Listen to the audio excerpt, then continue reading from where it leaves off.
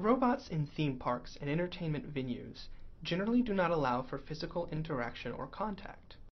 To provide guests with a physical connection, yet still maintain a safe distance, we developed a test platform for throwing and catching interactions. We use a theme park type animatronic humanoid with a modified hand that provides a cup-like shape but still retains a general humanoid appearance. An off-the-shelf Microsoft Kinect with color and depth cameras is used to obtain the 3D positions of colored balls. The vision system is also capable of tracking the user's head and is used to orient the robot towards the participant.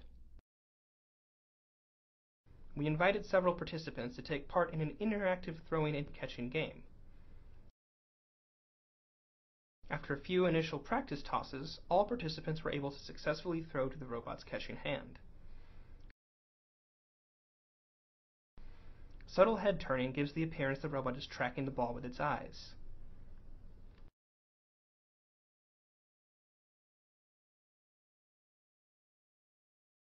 We included several animations to acknowledge a missed or dropped ball, such as shaking the head, looking behind, looking down, or shrugging the shoulders. The animations often solicited spontaneous reactions from the participants. By speeding up the throwing and catching cycle, we also implemented 3-ball human-robot partner juggling.